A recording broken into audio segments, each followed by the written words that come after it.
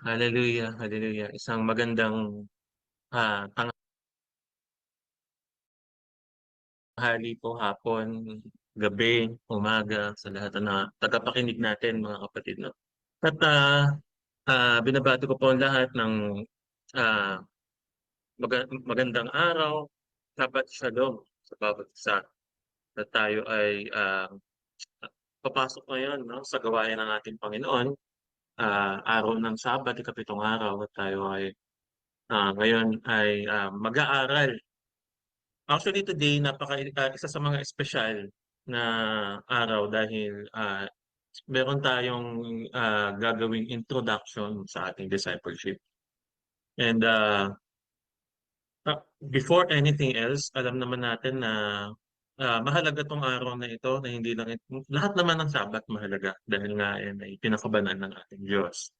But what makes it different itong araw na ito dahil ito yung magiging parang ano natin foundation sa ilang linggo na ating gagawin na discipleship. So before we start, sige tayo ay manalangin ng bahagya.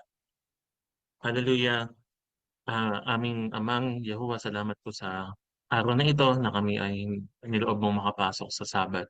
Salamat naman sa mga anak mo na naglaan ng oras, panahon, at nag-decide na ah, pumasok dito sa ganitong gawain, Ama. At alam ko din yung sitwasyon ng bawat isa, Ama, at ikaw ang Diyos na nakakaunawa at nakakasiyasat ng puso at isipan ng bawat tao. At I pray na ah, tanim mo nga po ng buo ang iyong mga salita sa puso ng bawat isa. Hayaan mo nga, Ama, na yung presensya ay sumaamin. Linisin mo nga po kami sa lahat ng uri ng kasalanan na nagawa namin. Alisin mo lahat ng karumihan, lahat ng kahinaan, lahat ng doubt, at bakus, panahanan mo kami ng iyong espiritu na siyang magiging gabay namin at magtuturo sa amin ng mga bagay na aaralin namin ngayong tanghaling ito. Salamat Ama dahil ah, sa provision na binigay mo, madami pong naka-attend, madami akong nakakita na ah, naka-attend po ngayon sa gawain na ito at punuin mo ng kagalakan ng puso ng bawat isa, kapayapaan, na alisin mo lahat ng burden, lahat ng isipin, kung ano man yung iniisip. At kaya mga makapasok kami sa iyong kapahingahang spiritual na siyang magiging pag-fuel sa amin, magiging oil sa amin sa buong isang linggo na naman. Salamat po. Ah, we know na may gagawin ka, we know na may kang tuturo sa amin, marami kami matututunan ngayong gabi. At alam ko na makapag-decide ng bawat isa na makilahok dito sa discipleship program na aming gaganapin naman. Ito ay hindi naman para sa amin, kung hindi para mas mapalapit pa kami sa iyo. Dahil yun ang pag-ibig ng bawat isa.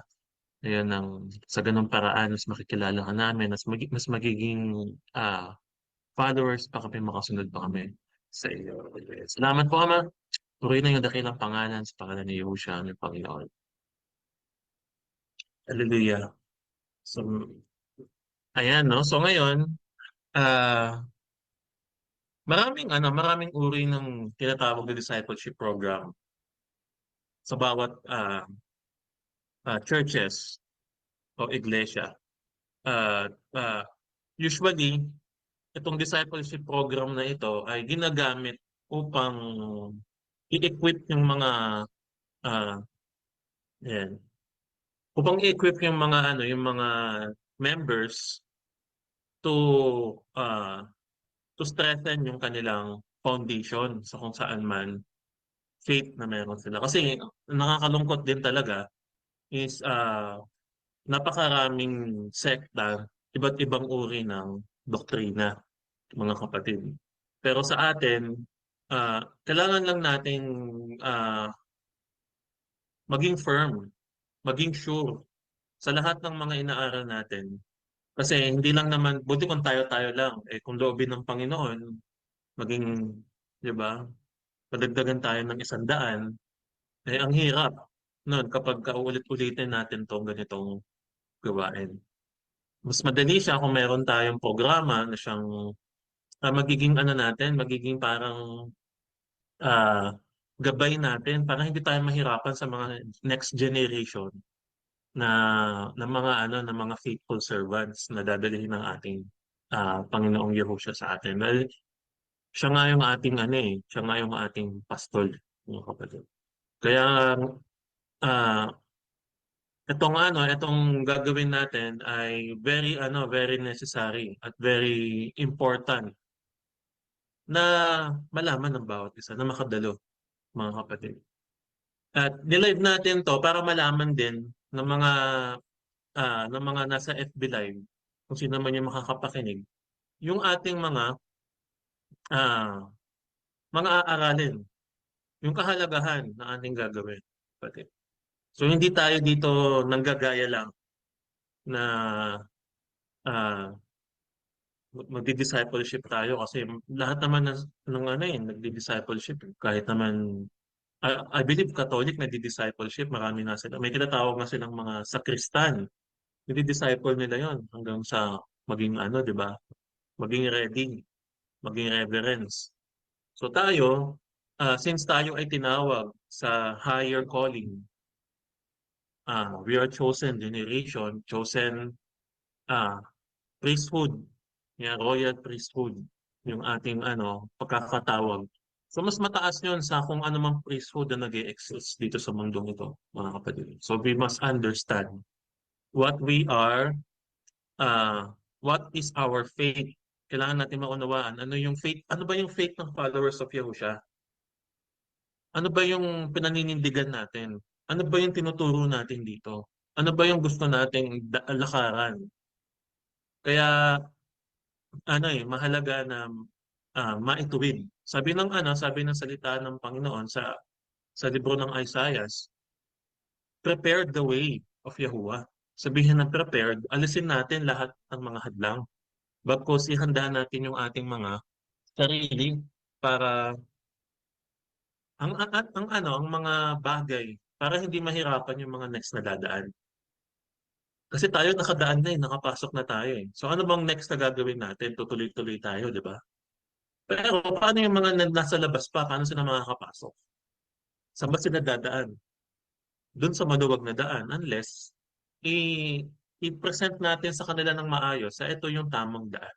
Ito yung masikip na daan at yung pintuan na ito na papasukin natin ay ang ating Panginoong Yahushua. Ayan. Tapat ko na sa akin kasi medyo mainit. Ayan. Sa purihin ng ating Panginoon. So ready na po ba tayo, mga kapatid? Ready na ba tayo? Nabuksan ng ating Panginoon ang puso't isip natin at samahan tayo ng Espiritu ng Diyos. Ang mahalaga dito is yung willingness natin na matuto. Ang mahalaga dito is yung pagiging open natin sa katuruan. So mamaya di-discuss din natin yung mga bagay na yan. So let us first start, ayan, sa ating discipleship introduction. Share ko lang yung screen ko para pagka meron akong verse na gustong i-share.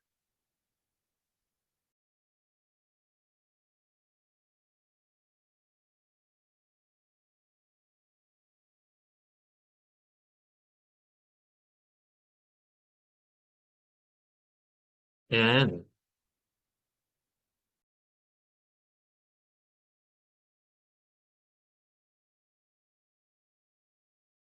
Huwag tayong matakot sa pag-aaral ng salita ng Diyos, mga kapatid.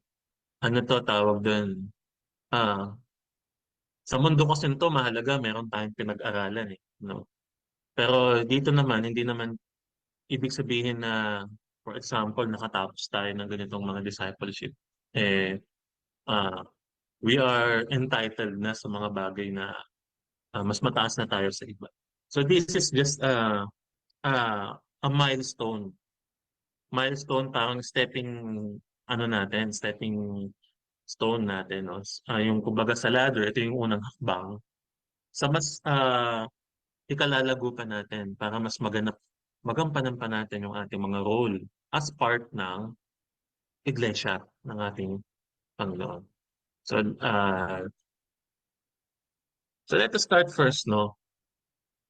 What it is meant to be a Christian? Ano ba yung ibig sabihin ng Christian? Ayan. Sa iba kasi ang word na Christian kasi kung titingnan natin ay isang Greek word na ang ibig sabihin ay Kristiyanos. Ang ibig sabihin ng Kristiyanos, 5546 Kristiyanos, ay Christian o sa madaling salita ay wala bang iba? Eto. Ayan o, Christian o ibig sabihin ay a follower of Christ.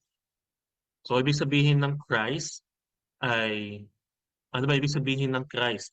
Saan ba nagmula tong salitang Christ? Ang ibig sabihin ng Christ ay from the word na ang root word niyan ay Christos na ibig sabihin ay anointed. So itong Christ, Christian, hindi ito English word. Kung hindi ito ay isang Greek, Griegong salita na ang ibig sabihin ay anointed o pinahiran. Anointed, sabihin pinahiran ng langis. Pinili, anointed one. Pinahiran ng langis. So sino ba yung mga usually pinapahiran ng langis? Sila yung mga dinideklarang king, prince, and yung royal. Yan. Gaya ni David, gaya ni Saul, gaya ng Panginoong Yahusha, mga kapatid, no? Yan yung mga anointed sila. Pero ito, ibig sabihin ng Christ is anointed. Ibig sabihin ay pinahiran. Yan. So sa Griego ang ibig sabihin naman ng Christ ay sa Hebrew ang ibig sabihin naman Christ ay Messiah. Ang ibig sabihin ng Messiah is the anointed one, the anointed. Yeah. So sa Old Testament Messiah corresponding to Christ kasi sa New Testament kasi mostly Greek na kasi yung language nung kapanahonan yun. Pero from Greek Christ, sa Hebrew, ang tawag doon ay Messiah. Kaya kung ating susumahin, ang ibig sabihin ng Christian ay follower of Messiah, mga kapatid.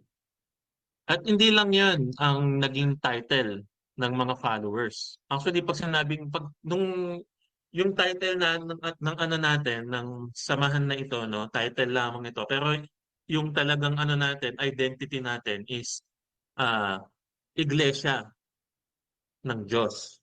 We are tinatawag na Assembly of God. Pero yung para sa pagkakakilanlan lang din, ay tinatawag natin itong follower of Yahusha. Pero dati, hindi Yahusha. Kasi tinatago nga nila eh. Kasi nga sila ay ah tawag doon, hinuhuli. Sila ay pinapersecute. Si Pablo nga pinapersecute dati yung mga followers, di ba? So dati, hindi followers of Yahusha ang tawag. Ang tawag dati ay followers of the way. Mababasa natin yan dito sa Acts 9:2. Sabi dito, at humingi ng mga sulat para sa sinagoga sa Damasco upang madakip niya at madala sa Jerusalem ang sino man lalaki o babae na matagpuan niya roong kaanib sa daan ng Panginoon. Ayan. Ang kahulugan nito ay tagasunod ni Yahusha. Sabihin yon mga kapatid, ang tawag sa mga tagasunod ni Yahusha ay followers of the way o kaanib sa daan o tagasunod sa daan, mga kapatid. Ano kasi ito eh, tawag doon, MBB tag kasi ito eh. Tingnan nga natin dito sa dating Biblia kung mas malinaw. Ayan, no? Sabi dito, makasumpong ng sino mang sa mga nasa daan. Yung word na nasa daan, sabihin, kaanib nung samahan ng tagasunod doon sa tinatawag na daan. Which is alam naman natin na yung daan na tinutukoy doon ay si Yahusha. Ganun din yung sinasabi dito sa 22:4 ng Acts. Sabi dito, at aking pinag-usig ang daang ito hanggang sa mamatay, na tinatalian at pinapasok sa mga bilangguan ng mga lalaki at gayon din ng mga babae. So si Paul, ah, sinasabi niya na dati siya'y taga-usig doon sa samahan ng daan o tinatawag na followers of the way. Followers of the way ba talaga yan? Tingnan nga natin dito, NKJV.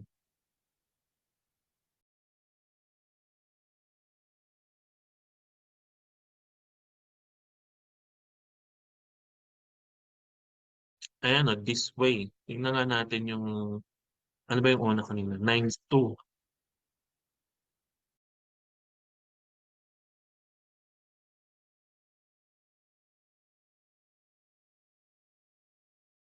Ayan o, way pa din, no? Ibig sabihin daan talaga. So, so ibig sabihin mga kapatid, no, yung dati, ang code nila ay tagasunod sa daan. And lastly, yung verse na ito, sa 14, ganun din yung sinasabi mga kapatid. 44. 14. 22:14. Ang sabi dito, MBB tag. Yan. Sabi dito, at sinabi niya sa akin, pinili ka ng Diyos, ng ating mga ninuno upang malaman mo ang kanyang kalooban, makita ang kanyang matuwid na lingkod at marinig ang kanyang tinig. Tingnan nga natin dito. Ayan. Hallelujah. Ayan. So lahat yan tumutukoy sa ah, pagiging follower. Followers of the way, follower of Yahusha, o tinatawag nating Christian, mga kapatid. So yun ang ibig sabihin ng Christian, followers. Sabi dito sa John 10:27, sabi dito mga kapatid, dinirinig ng aking mga tupa ang aking tinig at sila'y aking nakikilala at nagsisisunod sila sa akin.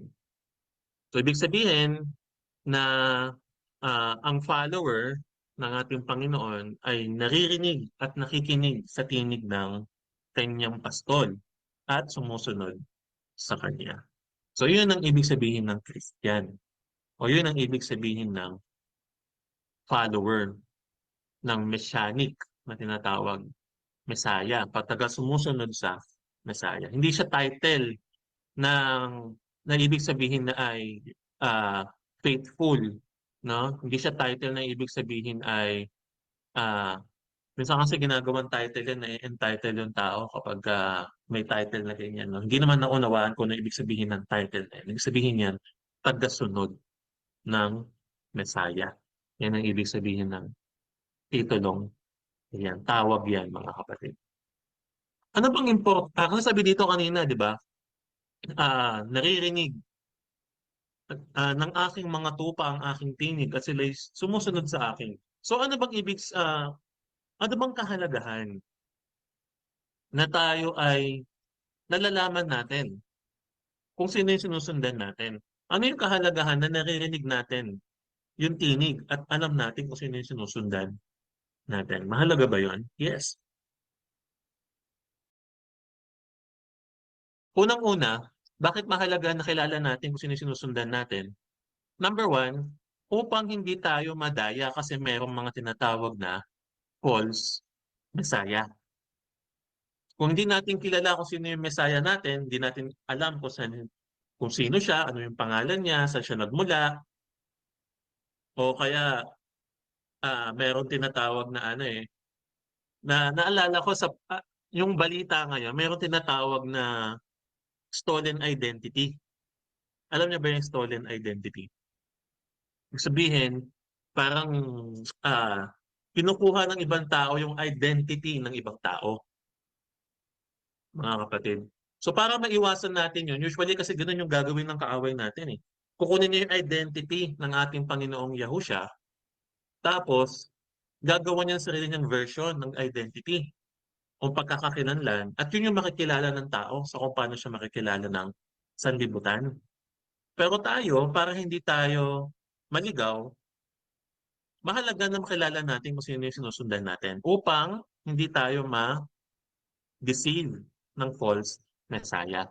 Yun yung number one. Mababasa natin yan dito sa Matthew 24:24-25. Sabi dito, sapagkat may magsisilitaw na bulaang Kristo at mga bulaang propeta at mga papakita ng mga dakilang tanda at kababalaghan.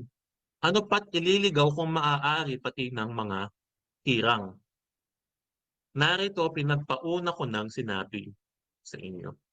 So in advance na ng ating Panginoong Yahushua noon pa, kahit sa panahon ng ating mga apostol na hinirang ng ating Panginoong Yahushua, tinawag niya, na mayroong bulaang Kristo na darating, na siya magpapakilalang siya ang Kristo, na siya magpapakilala na siya ang Messiah, siya ang darating na Messiah. Madaming mga ganyan kahit sa panahon natin ngayon.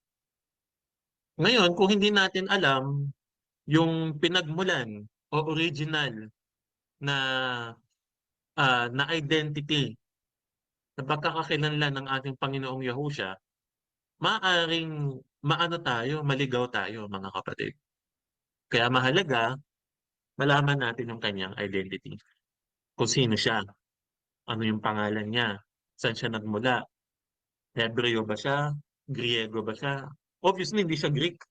Pero yung mga napapanood natin na mga na mga movies, 'di ba?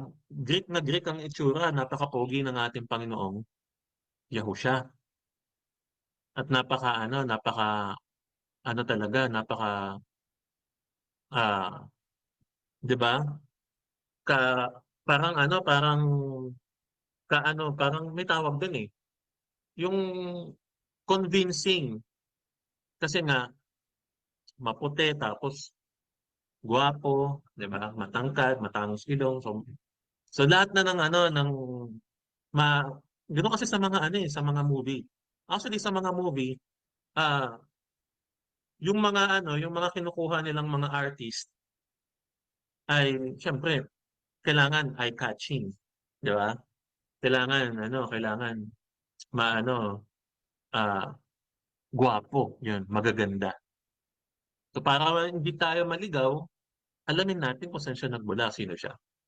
Next is number two, bakit mahalagang malaman natin kung sino sinusundan natin upang tayo ay dumaan sa tamang daanan. Makadaan tayo sa tamang daan. Ang sabi dito sa Psalm 119 verse 105, ganito ang sinasabi. Ano ba yung tamang daan? Saan ba yung tamang daan, mga kapatid? Ito ang sinasabi ng kasulatan. Ang salita mo'y ilawan sa aking mga paa, ang liwanag sa aking landas.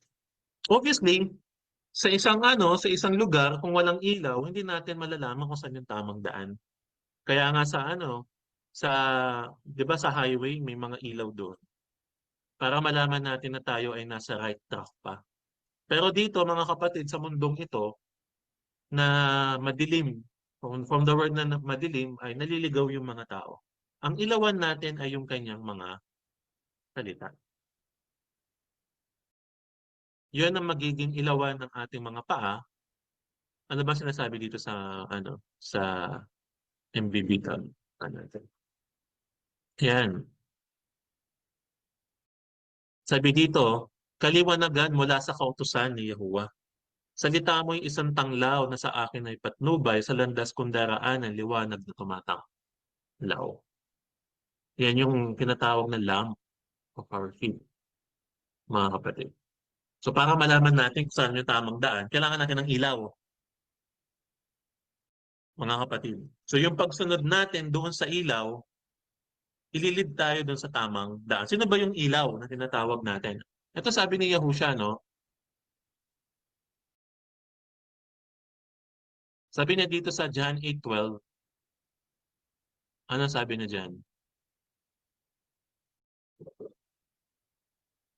Muling nagsalita si Yahushua sa mga tao, sinasabi niya, ako ang ilaw ng sanlibutan. Ang sumusunod sa akin ay makakaroon ng ilaw sa kanyang buhay at di nalalakad sa kadiliman. Ayan. So sabi dito sa ano sabi dito sa 119.105, yung salita niya ang ilaw, ang ilawan. Sabi ni Yahusha, siya daw yung ilaw na tinatawag. So ano si Yahusha? Ano yung sinasabi niya? E di yung kasulatan ng kanyang sinasabi, mga kapatid. Kumbaga, hindi niya kinokontradict kung ano yung nakasulat, mga kapatid. So first, yung number 2 natin para malaman natin kung saan yung tamang daan. Number 3, para malaman natin kung ano yung totoo. Kailangan kilala natin yung ating sinusundan. Dahil yung sinusundan natin, yung magsasabi sa atin kung ano yung daan at magsasabi sa atin kung ano yung katotohanan. Nakuha natin. So ano ba yung katotohanan? Basahin natin sa Psalm 119 verse 142. Just a glimpse 117 pa lang tayo ng Psalm. Pero yung Psalm 119, merong 142. So sobrang dami ng ng Psalm 119. Mga kapatid, so magtulungan tayo diyan para mabasa natin ng maayos yan. Ano ang sabi diyan sa Psalm 119 verse 142? Ang katuwiran mo ay walang hanggang katuwiran at ang kautusan mo ay katotohanan. So dito sinasabi dito na yung kautusan ng ating Ama, ating tagapaglikha, yun yung katotohanan, mga kapatid. Ganoon din yung sinasabi dito sa Psalm 119 verse 1:16. Sabi dito, ang kabuuan ng iyong salita ay katotohanan at bawat isa ng iyong matutuwid na kahatulan ay magpakailan man. Sa magandang balita, ang pagkakasabi diyan, ang buod ng kautusay batay sa katotohanan, ang lahat ng tuntunin mo'y walang pawang-walang katapusan. Hallelujah. And sa John 17:17, ganito ang sinasabi. Sabi ni Yahushua, nung siya'y nananalangin, ibukod mo sila para sa iyo sa pamamagitan ng katotohanan. Ang salita mo ang katotohanan. So yung salita ng ating Ama, ng ating Diyos ay katotohanan, mga kapatid. Sabihin si Yahushua, ililid niya tayo dun sa salita o dun sa kautusan ng ating Ama na nasa langit. Siya yung maglilid sa atin, mga kapatid. Siya yung maglilid sa atin sa tamang daan. Siya yung maglilid sa atin sa katotohanan. And lastly, yung sinusundan natin, dapat ay ilid naman din tayo sa saan? May idea na, sa buhay. Sabi sa Proverbs 4 verse 4,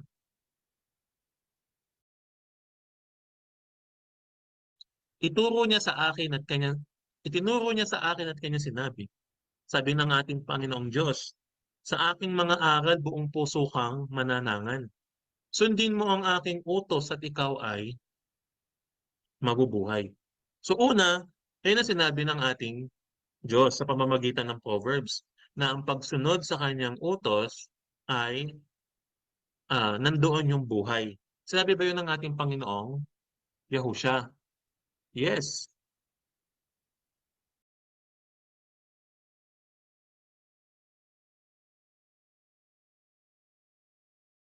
Sabi niya dito sa Matthew 19 verse 17. Sa Matthew 19 verse 17, sabi niya dito, sumagot si Yahusha, bakit mo ako tinatanong kung ano ang mabuti? Iisa lang ang mabuti. Ngunit kung nais mong magkamit ng buhay na walang hanggan, sundin mo ang mga utos ng Diyos.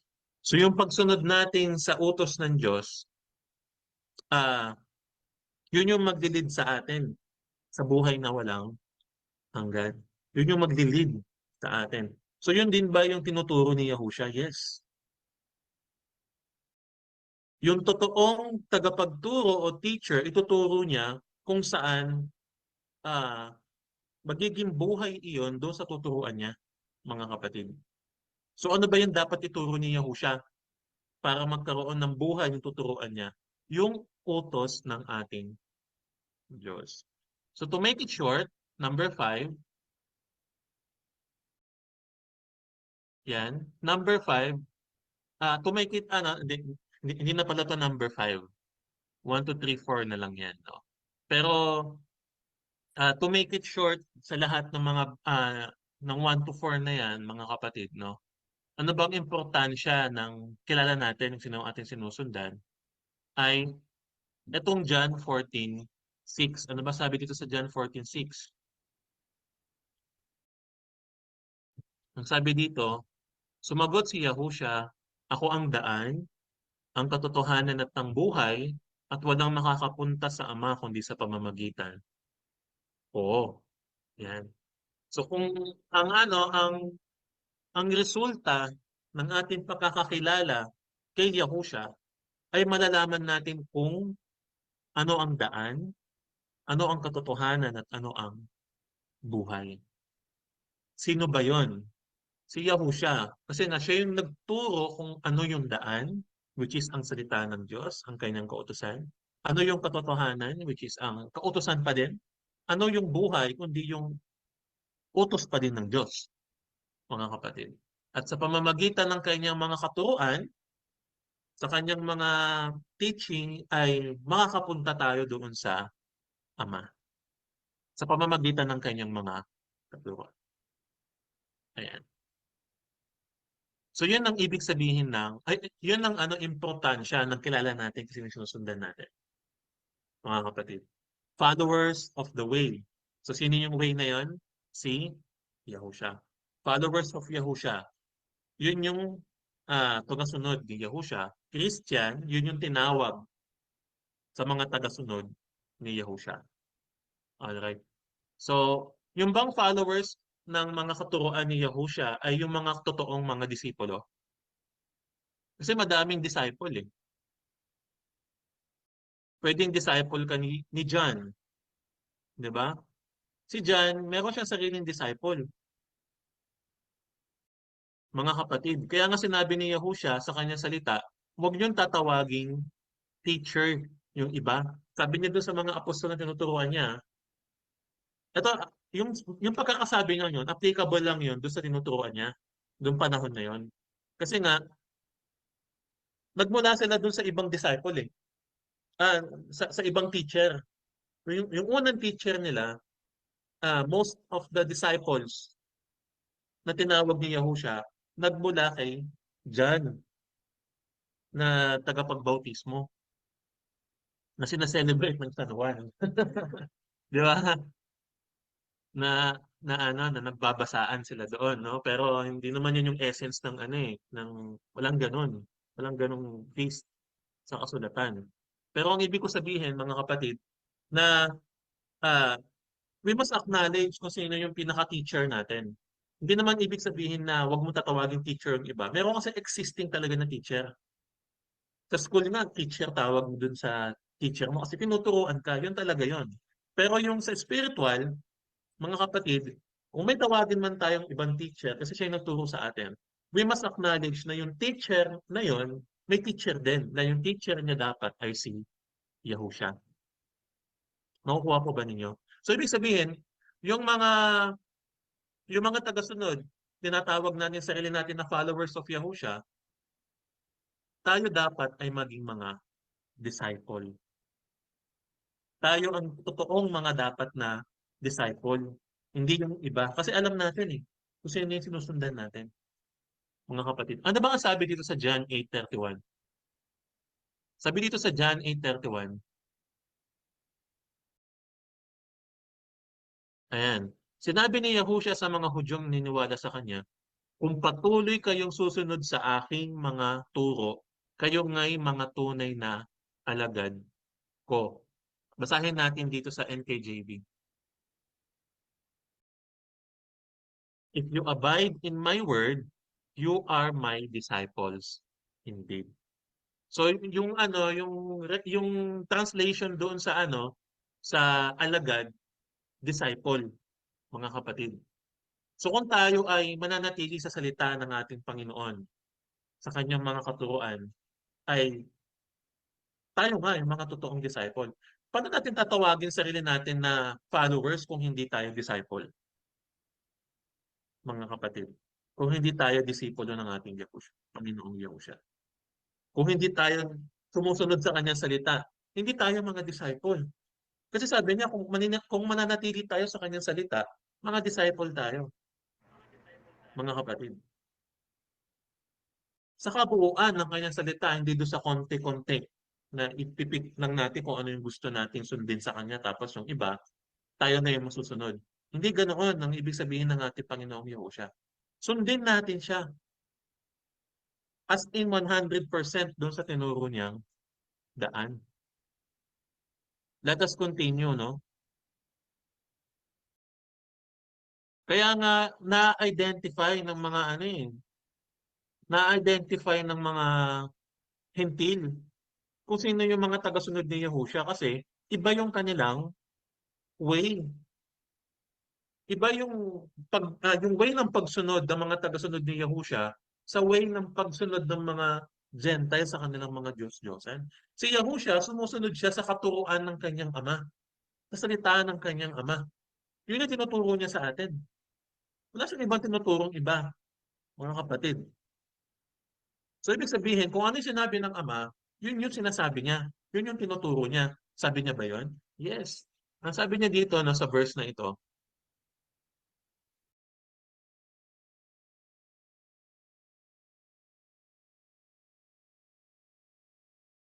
basahin natin. Sa John 12, verse 45 to 50, ganito ang sinasabi ng ating Panginoon, Yahushua. 49 to 50. Sabi niya, sapagkat hindi ako nagsasalita ng mula sa sarili ko lamang. Ang ama na nagsugo sa akin ang nag-utos kung ano ang aking sasabihin at ipapahayag. At alam kong ang kanyang utos ay nagbibigay ng buhay na walang hanggan, kaya pinapasabi ng ama ang siya kong pinapahayag. So lahat ng mga sinasabi ni Yahushua, hindi yun sa kanyang sarili, kung hindi nagmula yun sa ama. Ginagamit si Yahushua upang ipahayag yung mensahe ng ama sa Israel, sa atin, mga kapatid. Kaya nga ano eh, kaya nga sinabi ni Yahushua, 'di ba? Kung ano yung ama, ganun din siya kasi kung ano yung isip ng ama, sinusunod niya eh. Ginaganap niya, sinasabi niya, mga kapatid. And according dito sa Acts 11:26, ganito ang sinasabi, mga kapatid. At nang kanya matagpuan ay sinama niya rito sa Antioquia, isang taon silang nanatili roon nakasama ang iglesia. Ito si Bernabe. Kasama, 'di ba hinanap ni Bernabe si Saul. Kasi sinama niya sa Antioquia kasi yun yung pagkatawag sa kanila eh. Doon sa mga Gentile. Sinama niya ngayon si Saul o si Paul. Yan, yung kilala ng madami si Paul. Upang pumunta doon sa Antioquia at magturo doon sa maraming tao doon. At doon sa Antioquia, unang tinawag na Kristiyano ang mga tagasunod ni Yahushua. So sino yung tumawag ng Kristiyano? Kila Paul at kay Bernabe. Sino?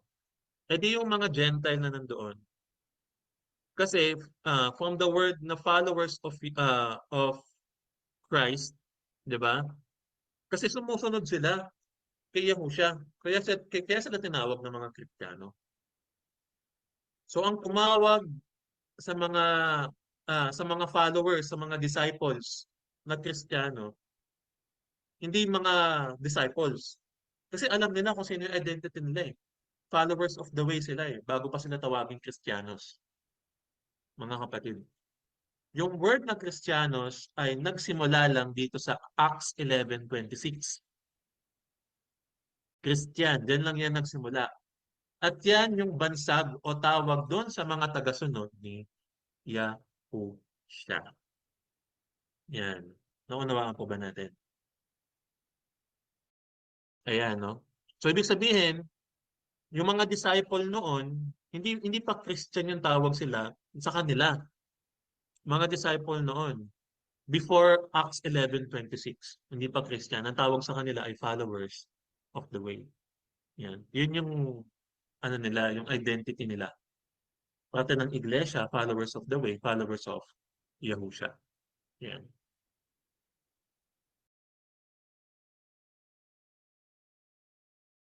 Yung dati, mga kapatid, no?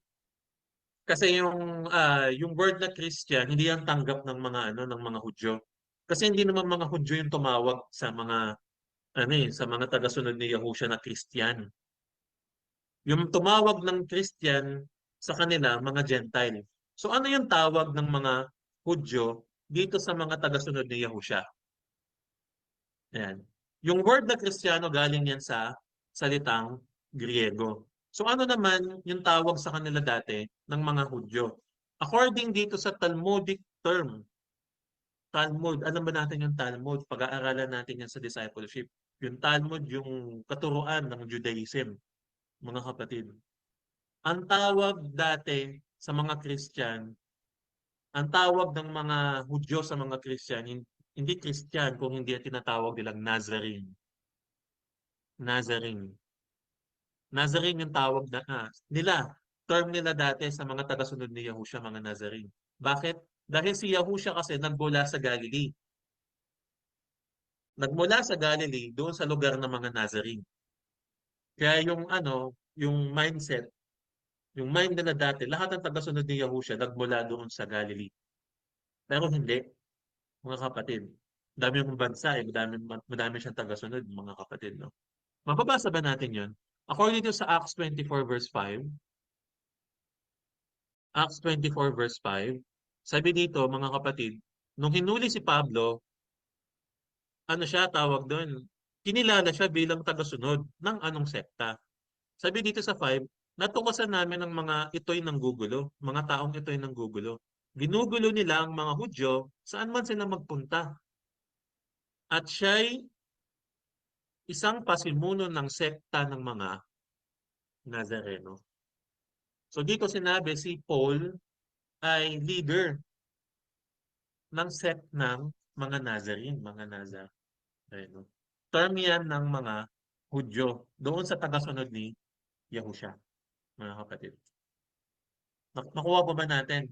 Mahalaga kasi yung context yan sa part na yan. Binibigay ko lang yung yung identity ng isang tagasunod mula noon hanggang sa ngayon. Kasi yung sa ngayon, yung identity natin tawag sa atin Christian, mga kapatid. Pero noon madami pa lang tawag. Noon marami pa lang tawag, followers of the way, followers of Messiah, Nazarene. Pero lahat yan ay iisa, mga disciple ni Yahusha. Mga disciples ang tawag sa kanila, mga kapatid. Nakuha po ba natin? So ano bang ibig sabihin ng disciple? Meron kasing dalawang involved sa discipleship. Una, syempre yung teacher. Pangalawa, yung i-disciple niya. So dalawa 'yon. So ano ibig sabihin ng disciple? Ang ibig sabihin ng disciple ay tagasunod o mag-aaral. Sabihin ng mag-aaral, siyempre yung teacher nagtuturo, so siya yung mag-aaral. Siya yung nakaka-receive ng wisdom o ng knowledge na galing doon sa teacher niya. So ibig sabihin ng disciple ay learner at follower. Hindi ka pwedeng maging tawaging disciple lang hindi ka natututo doon sa sa nagtuturo sa iyo. At hindi yung tunay na discipleship kung wala kang natutunan. Kung hindi ka naman sumusunod, hindi ka talaga din disciple. Kasi ang tunay na disciple ay sumusunod, follower. Nakuha po ba natin? Ano ba yung goal natin dito sa discipleship program na ating ah, gagawin, mga kapatid? Ano ba yung natin? Ano ba yung purpose natin? Ba't natin 'to ginagawa? Ano, pwede namang tayo magtuloy-tuloy na lang tayo na walang ganito eh, 'di ba? Pero ano bang goal natin? Bakit natin 'to ginagawa? Number one, yung goal natin ay upang maging katulad tayo ng ating punong guro na si Yahusha. Ang sabi dito sa Luke 6:40, sa Lucas 6:40, sabi na diyan, walang alagad na nakakahigit sa kanyang guro. Ngunit matapos maturo ang lubos, ang alagad ay makakatulad ng kanyang guro. Ayan. So, ibig sabihin, ang goal natin dito ay makilala kung sino yung guro natin at maging katulad tayo ng ating guro. Paano yan? Ang daming guro na nag-exist, mga kapatid. Sa panahon ni Pablo, siya ba ay guro? Yes. Kasi nagtuturo din siya eh. Nagtuturo din si Pablo, si Paul, doon sa mga iglesia. So, pwede ba siyang tawagin guro sa panahon na yon? Actually, pwede siyang tawagin guro. Kasi nga nagtuturo eh, mga kapatid, no? Pero ano ba sabi ni Paul? Nasabi ni Paul ganito, sa unang Corinthians 11:1, ito ang sinabi ni Paul, tularan ninyo ako gaya ng pagkatulad ko kay Kristo. So ibig sabihin mga kapatid, ine-encourage niya yung mga yung mga kapatid na ah, gawin example siya dahil ang ginagawang example ni Paul ay si Yahusha. So si Yahusha pa din yung yung pinaka main na guro, pinagmumula ng katuruan. Siya talaga yung pinakaguro natin. Si Yahusha pa din. Ginagaya nga ni Pablo si Yahusha eh. Ibig sabihin ng ginagaya, tinuturo niya kung ano yung nakikita niya kay Yahusha, kung ano yung natutunan niya kay Yahusha. Hindi naman niya nakita si Yahusha, I believe na nakaanuhang palad eh. Hindi gaya ng mga apostol na sila John, Matthew, di ba? Nathaniel, sila Thomas, yung mga 12 disciples, sila talaga yung nakasama si Yahusha. Pero what I mean na pagkatulad kay Yahusha, kung paano siya namuhay, kung paano niya ginanap, kung paano niya ginawa, kung ano yung tinuro niya, syempre yun din tuturo ng mga disciple ni Yahusha after na pumunta si Yahusha doon sa langit. Kasi wala na siyang way para magturo pa eh. Nasa langit na siya eh, mga kapatid. So yung mga magtuturo na, next is yung mga disciple na tinuruan niya. At isa doon sa mga disciple ay si ah, si Paul, mga kapatid. So ang tanong, si Paul ba ay na-disciple din? Ayan, na-disciple din ba siya ng mga ng mga kapatid, ng mga disciples? Yes, na-disciple din siya. Kasi hindi niya kilala si Yahusha na talagang lubos. Ang nakakakilala sa kay Yahusha ng lubos ay yung mga 12 disciple, mga kapatid. Kaya ayun, ganun sinasabi ni Paul, which is ganun din tayo, mga kapatid. Sabi sa 1 John 2:6, sino mang nagsasabi na nanatili siya sa Diyos ay dapat mamuhay tulad ng pamumuhay ni Yahusha ang Mashiach. Sa dating Biblia, ganito ang pagkakasabi diyan, ang nagsasabing siya'y nananahan sa kanya ay nararapat din naman lumakad na gaya ng inilakad niya. So magkaiba ng yung lumakad gaya ng ilakad niya. Kasi ano yan eh, kung ano yung mga ginawa ni Yahusha, ganoon din natin gagawin. Ganun ang ibig sabihin nun na lumakad ayon sa pagkalakad ni Yahusha. So yun ang ibig sabihin ng, yun yung goal natin as follower. Yun yung goal natin as follower na gawin yung mga bagay na itinuro ni Yahusha at ituro yung mga bagay na tinuro ni Yahusha. Lakaran yung mga yung mga kautusan na sinunod ni Yahusha, mga kapatid. Kung paano niya ginawa, ganoon din natin gagawin. Kung paano niya sinunod, ganoon din natin susundin. Kung paano niya tinuro, ganoon din natin gagawin, mga kapatid. Nakuha po ba natin? Yun yung goal, number one. Yung number two, para maging kamukha tayo niya. Paano maging kamukha, mga kapatid, no? According sa Romans 8:29, Related yan dun sa una eh. Pero ito, sabi dito, sapagkat yung mga nang una pa'y kanyang nakilala at itinalaga naman niya na maging katulad ng larawan ng kanyang anak upang siya ang maging panganay sa maraming magkakapatid. So, anong pinagkaiba ng ano ng nung una natin na na ano na ano ba yung una natin na lumakad o sumunod? Hindi. Ano ba yung una natin? Yan. Na maging katulad tayo ni Yahusha na ating teacher. Anong pinagkaiba nito? Yung kamukha mo siya, sumusunod ka sa kanya, no? Kasi mas malalim yung pagiging kamukha mo siya eh. Ibig sabihin ng kamukha, hindi yung as in magkamukha na itsura, no? Kung hindi sa spiritual. Spiritual, kung paano naging banal si Yahusha, ganun din tayo. Magiging kamukha niya tayo. Yun yung goal natin na number 2. Kasi unang pinakabanal si Yahusha eh. Siya yung tagapanguna natin sa lahat ng bagay, mga kapatid. Siya yung unang nilikha ng Diyos according sa binasa natin sa Colossians 1:15. Siya yung unang namatay at nabuhay namang muli doon sa mga patay na merong glorified body. Siya yung tagapanguna natin. Siya din yung unang dumakad doon sa sa kabanal-banalan ng ating Diyos Ama upang maghandog ng mga handog. Yung inandog niya yung katawan niya, yung mga inaral natin.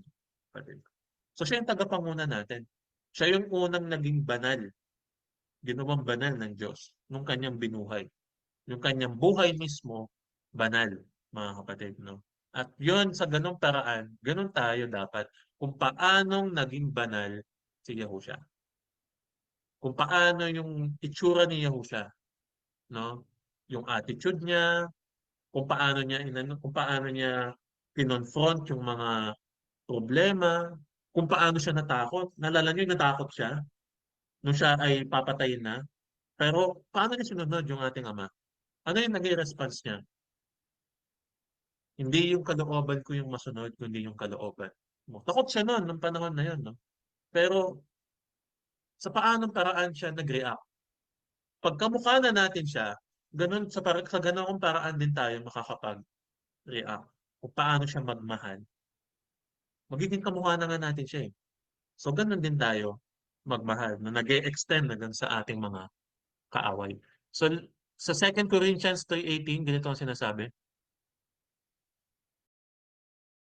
Datapwat tayong lahat ay walang talukbong ang mukha na tumitingin gaya ng isang salamin sa kaluwalhatian ng Panginoon, ay nababago tayo gayon ding larawan mula sa kaluwalhatian hanggang sa kaluwalhatian, gaya ng mula sa Panginoon na Espiritu. So tayo, we are changing from glory to glory.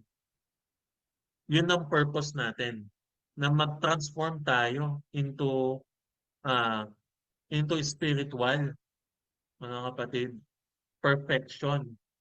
Yun ang goal natin, perfection. Kaya nga glory to glory, step by step into process, mga kapatid. No?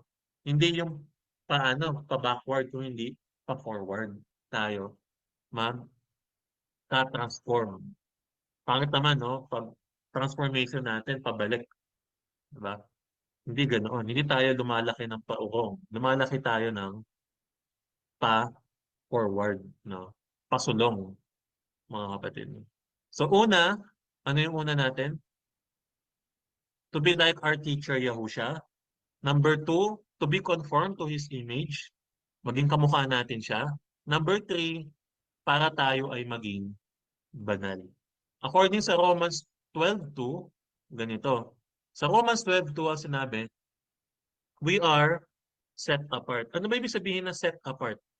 Tingnan nga natin dito sa Strongs.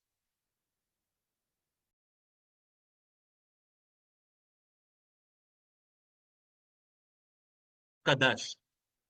Ang ibig sabihin ng Kadash, to be set apart or consecrated. Ang ibig sabihin ng set apart or consecrated, inihiwalay. Inihiwalay, ah, nilinis upang ihiwalay or inihiwalay sa sanlibutan ito. Ang sanlibutan ito kasi ay ah, madumi na dahil sa ah, na-contaminate na ni Satanas yung pamumuhay ng mga tao. Kaya nga pasama na ng pasama yung panahon natin ngayon. At sa sobrang kasamaan, ito-twist pa ngayon ni Satan sa paanong paraan. Tatawagin ng mabuti ang masama at tatawagin ng masama ang mabuti. So sa ganoong paraan ay tinwist na lalo ni Satan. Sabi dito, no? Ayan, no? Sabi dito sa Isaiah 5:20, which is nangyayari naman din na talaga ngayon, no? Nangyayari naman din talaga ngayon. Ano sabi dito? Sa aba nila na nasisitawag, wag to, sa ano tayo, sa medyo malalim yan. Kawawa kayo mga baliktad ang isip. Ang mabuting gawa ay minamasama at minamabuti naman na yung masama. Ang kaliwanag ay ginagawang kadiliman at ang kadilim ay itinuturing na kaliwanagan. Sa lasang mapait, ang sabi matamis. Sa lasang matamis, ang sabi mapait. Yan. Yung kabutihan, yung tama, yung matuwid, yun yung mali sa panahon natin ngayon. At kung ano yung mali, yun naman yung ginagawa nilang tama, mga kapatid. Kaya nga sabi ng Panginoon dito ah, sa Romans 12:2, sabi niya diyan, huwag na kayong makiayon sa takbo ng mundong ito kasi yung takbo ng mundong ito baliktad yung ano yung pag-iisip yung masama ginagawang mabuti, yung mabuti ginagawang masama. Pero sabi dito ng Panginoon, hayaan ninyong baguhin ng Diyos ang inyong pag-iisip upang maunawaan ninyo ang kanyang kalooban. Sa gayon, magagawa ninyo kung ano ang mabuti, kalugod-lugod at ganap na kalooban ng Diyos. So inihiwalay tayo sa mundong ito upang hindi tayo makiayon na, mga kapatid. Sa 1 Peter 1:16, bakit kailangan tayong ihiwalay? Kasi sa 1:16 sabi dito, kasi tayo ay dapat na maging banal sapagkat ang Diyos natin ay banal. Kaya tayo inihiwalay upang hindi tayo madumihan ng kasamaan ng mundong ito. So wag na nating balikan yung mga dati nating mga pamumuhay. So ah ano ba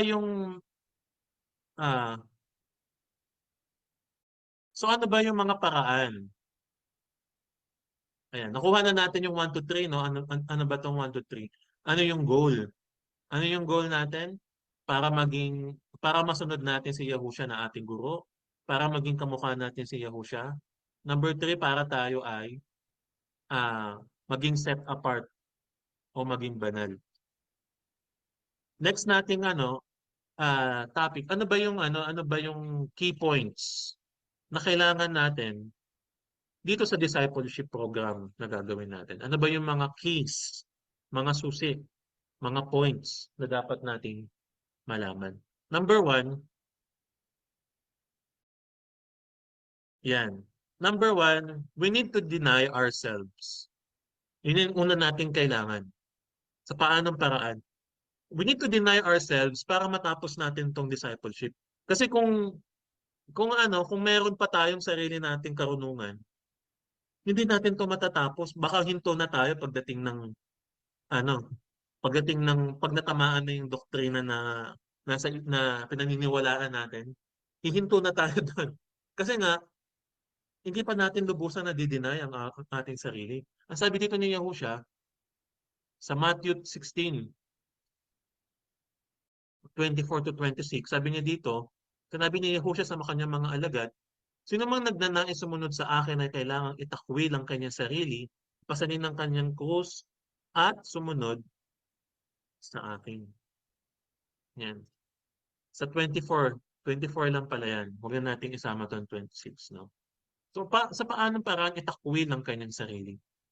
Sa paanong paraan? Kasi bago tayo pumasok dito sa discipleship, meron tayong mga traditions, meron tayong mga teolohiya, meron tayong mga doktrina na naaral, mga kapatid. So yun yung mga aalisin natin. Yun yung mga i-deny natin sa ating sarili. Tanggalin natin sa ating mga isip. Bakit? Hindi tayo mapupunuan ng ating Diyos o matututo ng lubos kung naaral na natin. Sa tingin natin, kung tama na yung ating mga naaral. Yung mga natutunan natin sa mga relihiyon na pinanggalingan natin. No? Hindi tayo matututo ng lubos na. Kasi pag natamaan yung doktrina, pag natamaan yung tradisyon, baka second week pa lang, hindi na tayo umattend ng discipleship. So, ganun talaga yung magiging mangyayari doon. So, we need to deny ourselves. Hindi na tayo magko-conform pa sa dati nating mga natutunan na.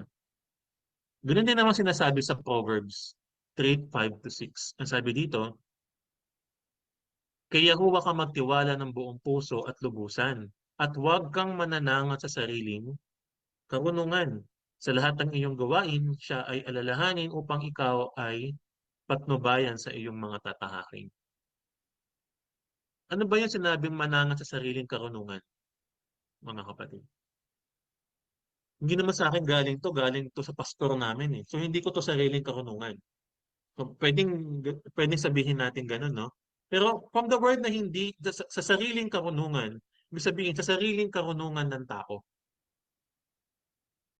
sa sariling karunungan ng katuruan o doktrina na tao yung gumawa.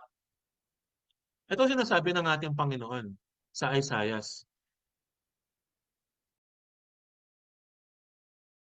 Ayan, no? Sabi dito sa Isaiah, sa Isaiah 29 verse 13. Basahin na natin. Tingnan nga natin ito.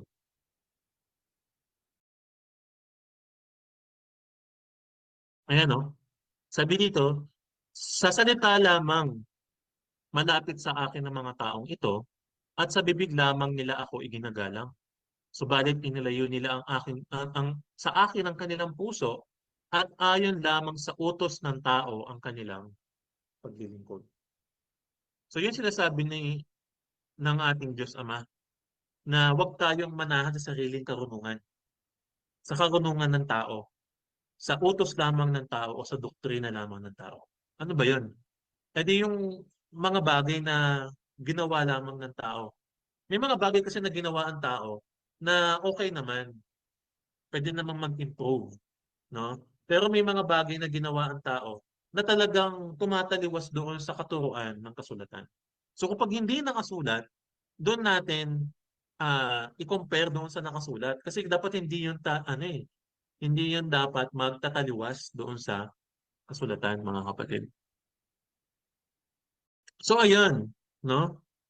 So ayun, kasi may mga tradition din na ginagawa na hindi hindi natin ginagawa. For example, yung mga sa Sunday service na ginagawa na every ganitong mag tawag doon, magti-take ng communion. Wala tayong ganun, mga kapatid, na every last Sunday o every first Sunday o every week. Minsan may mga iba weekly nagko-communion, no?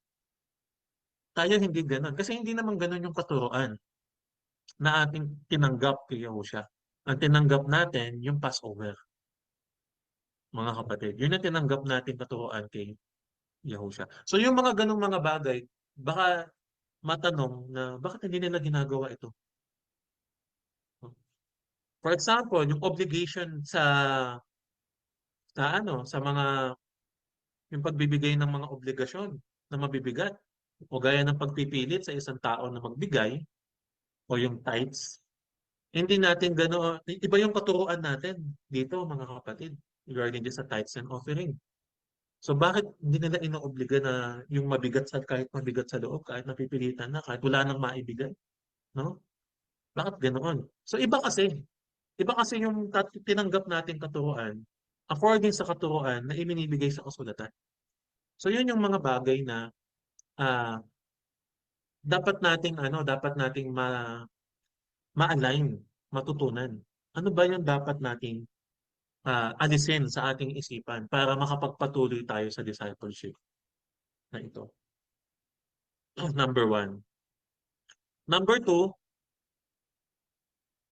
pakikinig at pangunawa.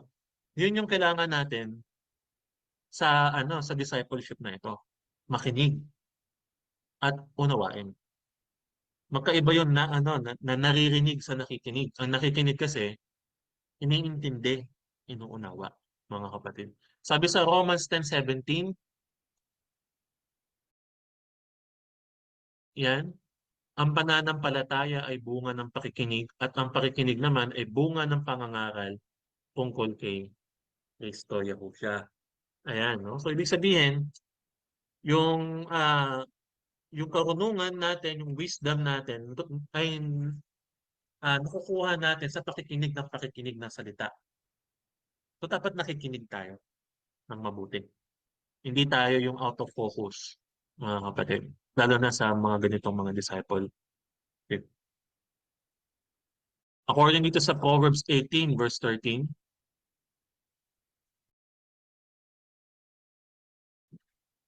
ayan, no? Nakakahiya at isang mangmang isang taong sumasagot sa tanong na hindi naman niya nalalaman. Kasi yung iba kasi um, bago makinig, meron na silang mga judgment, lalo na sa mga katuruan. For example, about sa Sabat. Nasa isip ba niyang mali yung Sabat? Ba't ko papakikinggan yan? Mali na nga yung Sabat, di ba? So parang may judgment na siya sa sarili niya bago niya pa marinig yung katuruan regarding sa Sabat, bago pa siya makinig. Hindi ba dapat nakikinig muna tayo bago tayo mag-judge? No? So isang mahalaga na points na atin matutunan yun. Huwag tayo kaagad mag-judge. Pakinggan muna natin. No? Kasi kung ginudge na natin, but hindi na tayo makapagpatuloy sa mga next nating mga mapag-aaralan. Ayan, no? So ano ba yung magiging resulta ng ating pakikinig? Pag-intindi, pag-unawa sa salita ng Diyos. Pag nauunawaan mo na yung salita ng Diyos, palagi mong hahanapin yung alin? Yung konteksto ng salita, mga kapatid. According dito sa 2 Timothy 2:15, sabi dito,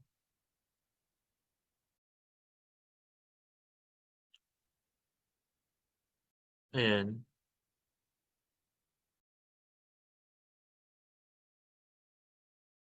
sabi diyan, sikapin mong maging kalugod-lugod sa paningin ng Diyos, isang manggagawang walang dapat ikahiya at tama ang paggamit sa salita ng katotohanan. Kung the word na kalugod-lugod, ibig sabihin, kung gagamitin natin yung salita ng Diyos, is dapat maging tama yung paggamit natin. So, paanong paraan? Dapat naaayon doon sa konteksto. Hindi yung pipili lang tayo ng isang verses gagamitin na natin sa gusto natin paggamitan. Kasi maaari tayong doon maligaw pagka ganun yung ating ginagawa. Kaya nga tayo, di ba, dito sa gawain natin. Hindi tayo yung isang verse lang tapos yun na yung aaralin natin, di ba? Ano mga ginagawa natin dito? Binabasa natin talaga from start, John 1. Anong John na ba tayo ngayon? Di ba? John 12 na tayo ngayon. Sa Acts, nagsimula tayo sa Acts 1. Anong Acts na ba tayo ngayon? 14, 15, 16 na nga tayo next eh.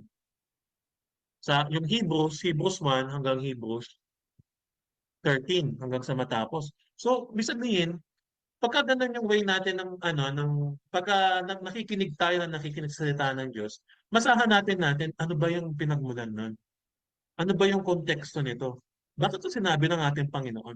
Pag hindi mo binasa yung nasa taas, o hindi mo binasa yung mga verse o mga chapter before that, hindi mo mauunawaan ng lubos yung ibig sabihin ng salita, mga kapatid. So yun yung ah yun yung isa sa mga key points natin, context. Context. Listen and understand. Listen and understand, makukuha natin yung konteksto. Sa 1 Thessalonica 5:21, Ganito ang sinasabi. Suriin ninyo ang lahat ng bagay at panghawakan ng mabuti. So, ibig sabihin na suriin, aralin, mga kapatid. No? At hindi natin maaaral yan kung isang verse lang yung ating pagbabasihan. Hindi pag-aaral yun, mga kapatid, no? Ano yun, tawag doon, ginagawa lang natin ay nagtuturo lang tayo ng para usually ginagamit niya sa mga motivational. I can do all things through Christ who strengthens me. Ang daming pinaggamitan niyang verse na yan, mga kapatid, sa sarili-sariling mga karunong. Pero bakit ba sinabi yan? Ano yung konteksto? Bakit sinabi yan ni Pablo? Ano ba yung nakaranasan niya dyan? No? Alamin muna natin yun bago natin gamitin yung verse. Para magkaroon naman ng justice yung salita ng Diyos, mga kapatid. Panghawakan natin ng mabuti. Suriin natin ang mga bagay-bagay. Yun yung number two. Listen and understand. Okay? Number one, deny ourselves. Number three, ano yung points na last na kailangan natin? Kailangan natin ng pusong laman, pusong dalisay. Heart of flesh. Bakit kaya? Bakit kaya? According sa Matthew 13:23, ano ba yung benefits na magkaroon tayo ng flesh na heart? Sabi dito, at ang katulad naman ng binhing na hasik sa matabang lupa ay ang mga taong dumirinig at umuunawang mabuti sa mensahe. Yan. Diba? Kaya't ito ay namumunga ng sagana, may tig 100, may tig-60 na po, at may tig-30 po. So, ibig sabihin pala, yung nature natin before, matigas yung ating heart, mga kapatid. Pagka ang isang puso ay matigas, hindi natin mauunawaang mabuti ang mensahe. So ang tendency kapag hindi natin nauunawaan yung mensahe, hindi natin yun maisa sa buhay, and later on hindi tayo makakaroon ng bunga sa pamamagitan ng mga salitang. So ibig sabihin, hindi natin napakinabangan ng mabuti yung salita, mga kapatid. Kaya mahalaga na magkaroon tayo ng pusong dalisay, na pusong laman, hindi pusong bato, mga kapatid. Yung pusong bato kasi, hindi doon, hindi nag-grow yung binhi doon, mga kapatid. So paanong paraan tayo makakaroon ng pusong dalisay, ng pusong laman, mga kapatid? Yes. Sabi dito sa Ezekiel 36:26-27, sabi dito, bibigyan ko kayo ng bagong puso at bagong espiritu. Ang masuwayin ninyong puso ay gagawin kong pusong masunurin. Actually, ito, ah, tawag doon, in-explain na niya yung figure of speech dito. Kasi ito, metaphor kasi yung ginamit dito sa ano eh, sa dating Biblia. Tingnan nga natin yung dating Biblia.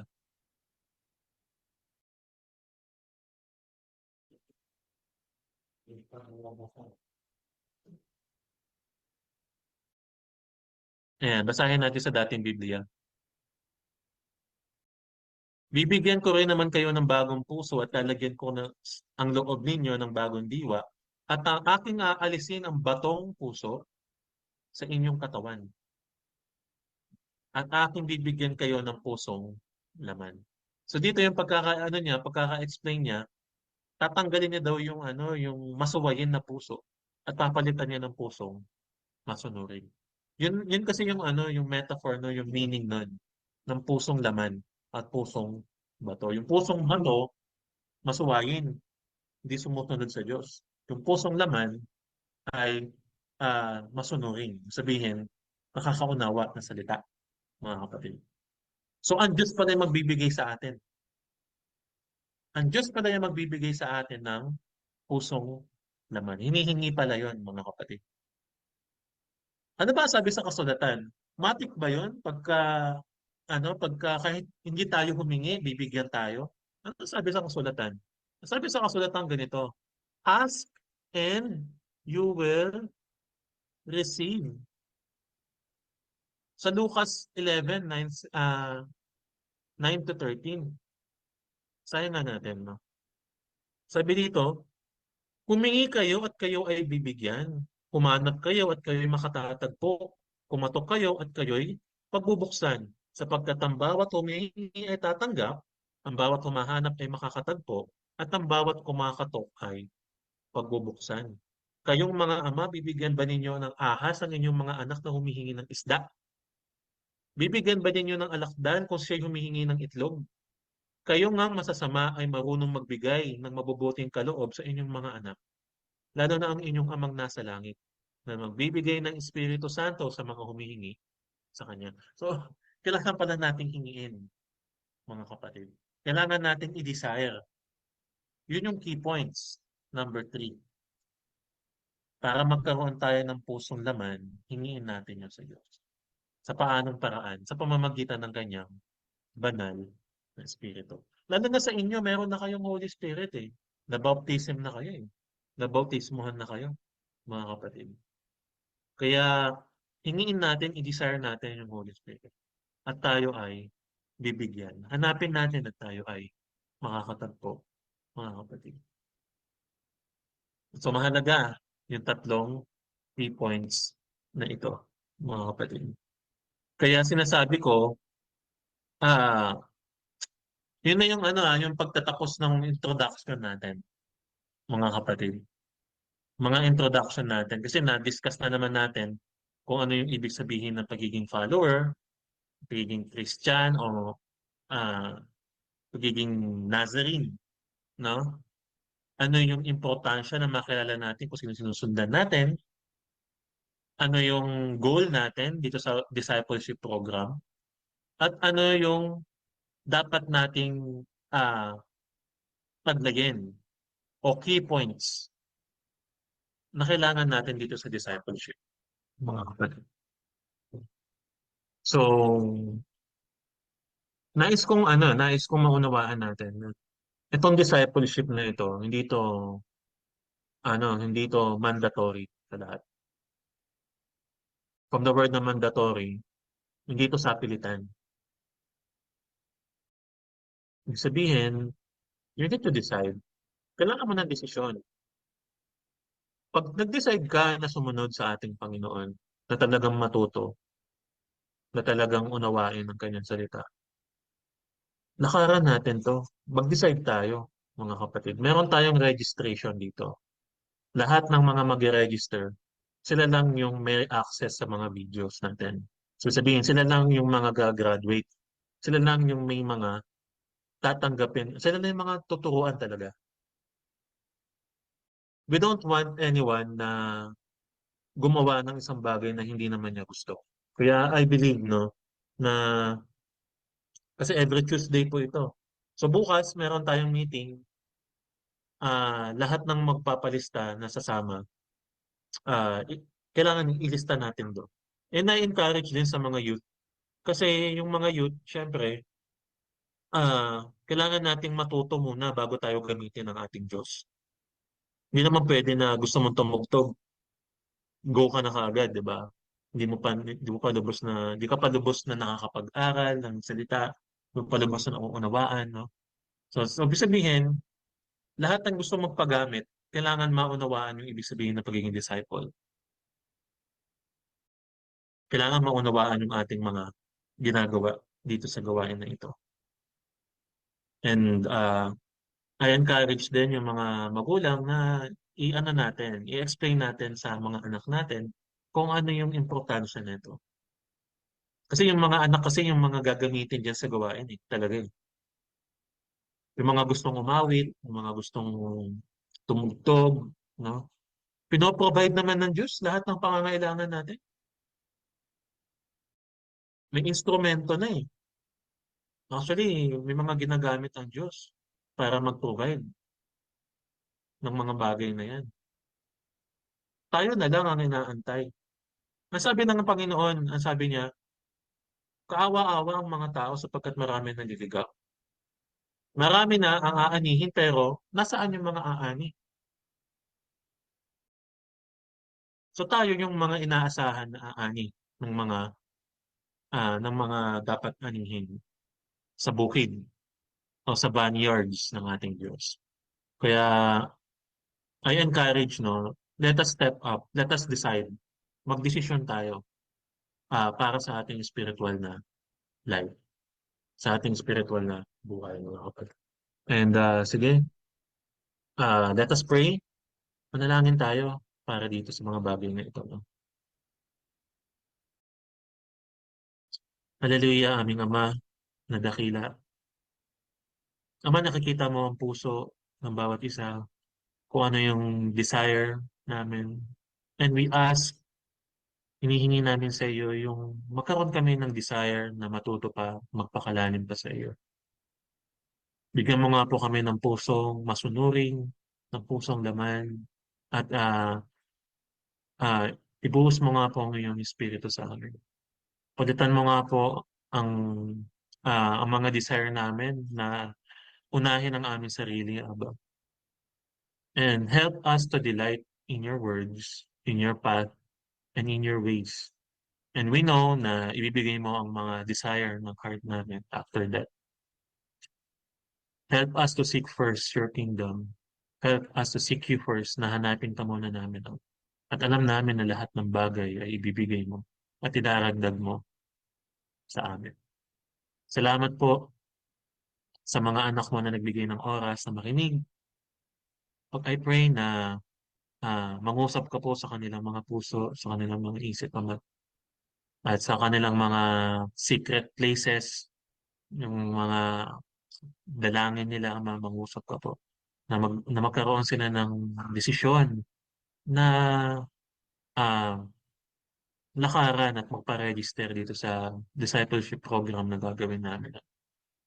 And I ask sa mga gagamitin mo dito sa discipleship program, we ask for wisdom, we ask for knowledge na nagmumula sa iyo. Dahil wala naman kaming kayang talagang gawin kung wala pong pagsama mo. We pray na you will anoint everyone with your anointing, na kami ay matuto pa sa iyo na ah, mag-level up sa aming mga faith at mag-decide na magpagamit sa iyo. Hindi 50%, hindi 70, hindi 90, kundi 100%. Ano? So, ibigay namin yung aming sarili sa iyo. Help us, sanctify us, and equip us sa lahat ng mga bagay na nais mo pong gawin namin sa pagkatawag mo sa amin, Ama. And gawin mo pong matagumpay itong discipleship program na ito, Ama, na para sa ikadalawahalhati mo, Aba, yung gayon na rin, matuto kami ng mga bagay na patungkol sa aming Panginoong Yahushua, kung paano namin siya masusunod, kung paano namin siya magiging role model. Salamat po, Panginoong Yahushua. Patuloy mo kaming samahan at um, manahan ka sa aming puso, gaya ng sabi mo sa iyong salita na ika'y kumakatok, kung sino magbubukas ay kasama ka namin kakain sa aming kapagkainan, sa aming tahanan. Hanayaan mo nga ang aming puso ay maging tahanan ng Espiritu Santo, Holy Spirit, Ruach HaKodesh. Salamat po, aming Ama. Patuloy mong ingatan at palain ang bawat isa sa kanilang isang buong linggo muli na ah, pamumuhay, pakikibaka dito sa mundong ito, sa pansamantalang tahanan namin, Ama, ingatan mo po kami. At bigyan mo po kami ng kalakasan. ah, Punuin mo nga po ulit ang aming mga lalagyan ng langis. At ikaw nga po ang mag-lead sa amin. Ingatan mo po ang iyong mga anak, Ama. At pagpalain mo po ang gawa ng kanilang mga kamay, kanilang mga pinagkakakitaan, negosyo, ng mga kanilang mga pangangailangan, Ama, you are provider, Yahuwah Yare. At kung ano man yung aming mga dinaramdam sa aming mga katawan, o ang aming ah, manggagamot, Jehovah Rapha, at kami ay samahan mo dahil ikaw ay nandito sa aming puso at aming kaisipan. Yahuwah Shammah, at kaming Ama ay mananahan sa iyo, ikaw ang aming kapayapaan, Yahuwah Shalom, at kami ay makakaroon ng kapanatagan sa mga puso at kaisipan. Kaya mo nga ang pag-ibig mo, ang kabanalan mo, ah, at ang iyong kapayapaan, kagalakan ay sumaamin naman. Ikaw ang maluwalhati sa buhay namin, at let your will be done na nga po. And this is our prayer through your Son, Yahushua, na aming Panginoon at tagapagligtas. Yahushua HaMashiach. Amen. So yun po mga kapatid, at salamat sa pag-attend sa ating introduction. Medyo mahaba, no? Pero ayoko na kasing hati-hatiin pa mga kapatid para simulan na kaagad tayo mga kapatid. So yung lamang po, binabalik ko na po sa ating host. Hallelujah.